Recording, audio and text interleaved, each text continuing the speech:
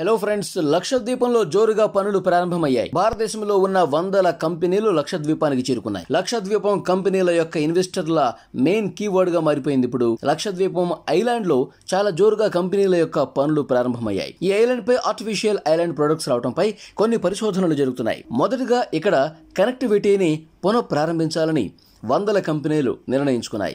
సాధారణంగా మీ అందరికీ తెలిసే ఉంటుంది, లక్షద్వీపంపై ఒకప్పుడు కేవలం ఒక ఫ్లైట్ మాత్రమే ఉండేది. అది కూడా రాత్రి వేళ మాత్రమే ప్రయాణించేది. కానీ ఇప్పుడు మాత్రం ఈ ఐలాండ్ పై 90 ఏరోప్లేన్స్, స్పైజెట్స్ యొక్క సర్వీసులను కూడా ప్రారంభించాలని కంపెనీలు నిర్ణయం తీసుకున్నాయి. అయితే ఇప్పటికే ఈ పెద్ద కంపెనీలు ఇక్కడ తమ ఫ్లైట్ యొక్క సర్వీసును ప్రారంభించడానికి కావలసిన క్లియరెన్స్ కోసం వేచి చూస్తున్నాయి. ప్రపంచం మొత్తానికి తెలిసిన ఇండిగో కంపెనీ సైతం ఈ ఐలాండ్ లో తమ సర్వీసులను ప్రారంభిస్తుంది. అయితే ఈ ఐలాండ్ పై ఎయిర్వేస్ ఎక్స్పాన్షన్ కోసం ఎల్ఎన్టీ సంస్థకు ఈ పనిని అప్పగించడం జరిగింది. అయితే ఈ పని కోసం ఎంత నిధుల కాంట్రాక్ట్ మంజూరు చేశారో తెలిస్తే మీరు ఆశ్చర్యపోతారు. అయితే ఈ ఐలాండ్ పై ఎయిర్వేస్ ఎక్స్పాన్షన్ కోసం దాదాపు 4,000 కోట్ల కాంట్రాక్ట్ ఎల్ఎన్టీకి అప్పగించడం జరిగింది. అంతేకాకుండా ఇక్కడి రన్వే కూడా 2,800 మీటర్లు పెంచబోతున్నట్టు చెప్తున్నారు. అంతేకాదు ఇక్కడ ఎయిర్వేస్ ఎక్స్పాన్షన్ కోసం ప్రైవేట్ ల్యాండ్స్ ను కూడా తీసుకుంటున్నట్టు సమాచారం ఉంది. అయితే లక్షద్వీప్ ఈ ఎయిర్వేస్ ఎక్స్పాన్షన్ మెగా ప్రాజెక్టును చాలా వేగవంతంగా సీ ఫ్లోర్లో మట్టి వేసి రీక్లీన్ చేసి అక్కడి రోడ్లను, రన్వేలను ఎక్స్పాండ్ చేస్తున్నారు. అయితే మాల్దీవ్స్కు అతి తొందరలో చేరుకోవడానికి వీలుండేలా ఈ ఎక్స్పాన్షన్ జరగబోతోంది. అయితే ఇప్పటికే లక్షద్వీపంలో కనెక్టివిటీ, లగ్జరీ అవన్నీ కూడా ఉన్నాయి. అయితే దానికి మించి లక్షద్వీప్ మెగా ప్రాజెక్టులో luxury, connectivity, communication, Airways expansion ఇవన్నీ పెంచేందుకు ఈ మెగా ప్రాజెక్టును ప్రారంభించారు.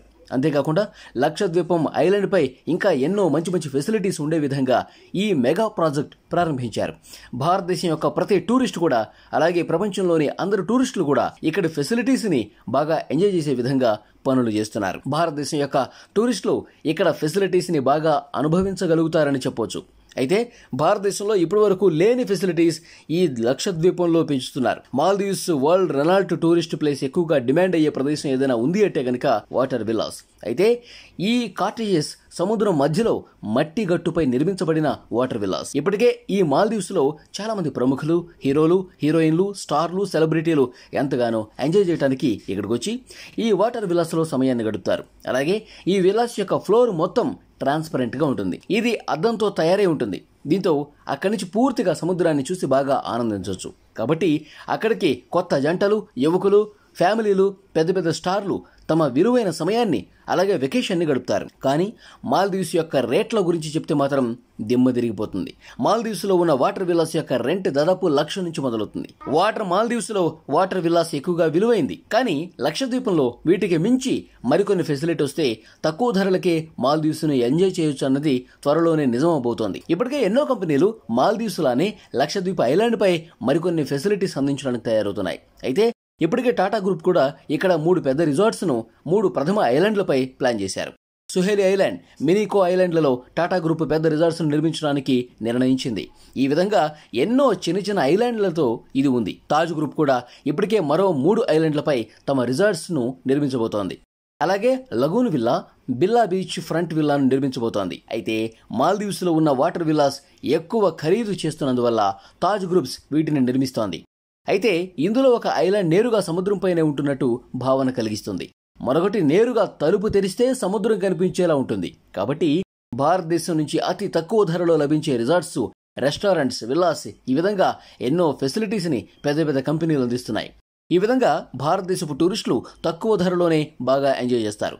సాధారణంగా లక్షద్వీప్ లో సముద్రంలో ఉన్న నీటి గురించి మీ అందరికీ తెలిసిందే. ఇది చాలా క్లియర్, క్రిస్టల్ గా ఉంటుంది.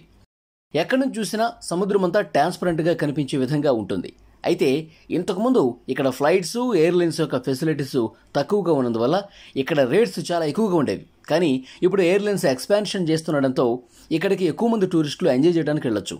ఇప్పటికే Taj groups lagoon villas launch చేసింది. అయితే లక్షద్వీప్ అడ్మినిస్ట్రేషన్ ఆఫీస్ దగ్గర స్మార్ట్ సిటీని కూడా ప్లాన్ చేస్తున్నట్టు తెలుస్తోంది. అయితే ఈ స్మార్ట్ సిటీలో 5 స్టార్ హోటల్స్ కూడా నిర్మించబోతున్నారని చెప్తున్నారు. అగాతి, కవరత్తి ఐలాండ్స్ పై స్మార్ట్ సిటీ నిర్మించడానికి నిర్ణయించుకున్నారు. ఫ్రెండ్స్, ఆలోచించండి, సముద్రం మధ్యలో స్మార్ట్ సిటీ అంటే ఎంత అద్భుతంగా ఉంటుందో. కేవలం ఆలోచిస్తుంటేనే ఇది ఎంతగానో అద్భుతంగా అనిపిస్తుంది కదా. ఇక నేరుగా కళ్ళతో చూస్తే ఏ విధంగా ఉంటుందో ఆలోచించండి.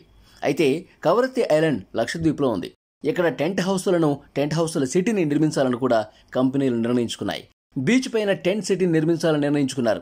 సముద్రం బీచ్ ఫ్రంట్లో అలాగే టెంట్ హౌసులు నిర్మిస్తారు. ఈ విధంగా నిర్మించి వీటిని ఫ్యామిలీలకు రెంట్ కూడా ఇస్తారు. అలాగే కొత్త జంటలు కూడా ఈ టెంట్ హౌసులు చాలా బాగుంటాయి.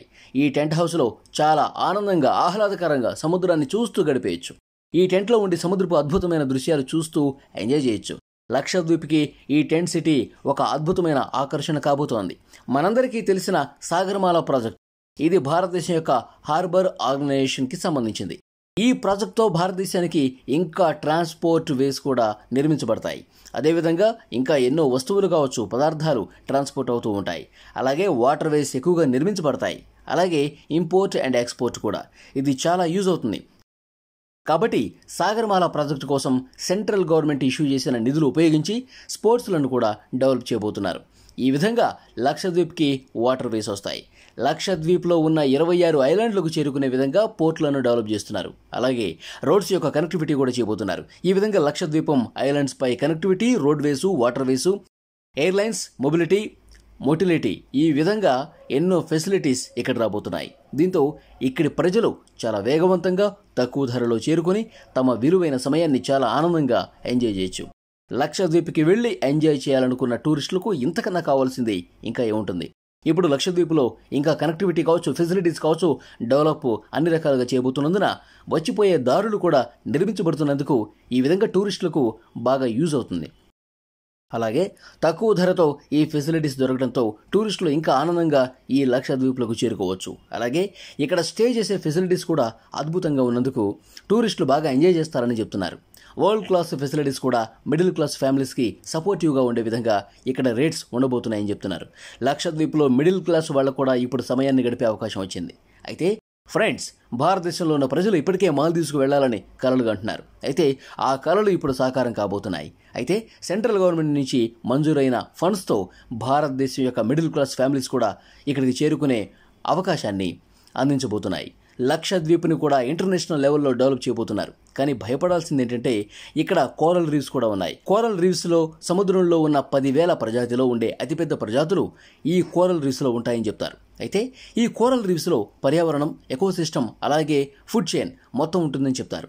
అయితే వీటన్నింటినీ దృష్టిలో పెట్టుకునే ఈ ఫెసిలిటీస్ని, ఈ డెవలప్మెంట్ని ముందుకు తీసుకెళ్తున్నారు. అయితే డేంజరస్ అయిన వీటిని కూడా గవర్నమెంట్ క్లియరెన్స్ ఇవ్వటం లేదు. ప్రజలకు పూర్తిగా రక్షణ ఉన్న ఐలాండ్స్, రిసార్ట్స్కు మాత్రమే క్లియరెన్స్ ఇస్తూ సెంట్రల్ గవర్నమెంట్ ముందడుగు వేస్తోంది. అంతేకాకుండా కోరల్ రీవ్స్లలో ఎన్నో ప్రజాతులు, ఎన్నో జాతికి చెందిన జంతువులు, పాకే జంతువులు, ఈదే జంతువులు ఉండటంతో ఇక్కడ డెవలప్మెంట్ చేస్తే వాటికి కూడా సంరక్షణ ఉండదు. కాబట్టి దీన్ని కూడా దృష్టిలో పెట్టుకుని ప్రజలకు, అలాగే అక్కడున్న జంతువులకు, అక్కడున్న ఎకోసిస్టమ్కు ఎలాంటి హాని కలగకుండా గవర్నమెంట్ డెవలప్మెంట్ను జారీ చేస్తుంది. కాబట్టి భారతదేశంలో అతిపెద్ద సైన్స్ టెక్నాలజీ సెంటర్స్ కూడా అక్కడ ఉన్న అనేక రకాల జాతులకు చెందిన జంతువులు, అలాగే మరెన్నో ప్రజాతులకు సంబంధించిన వాటిని టెస్ట్ చేసి వాళ్ళకి ఎలాంటి హాని కలగకుండా ఈ డెవలప్మెంట్స్ చేయడానికి ప్రభుత్వం నడుం బిగిస్తోంది.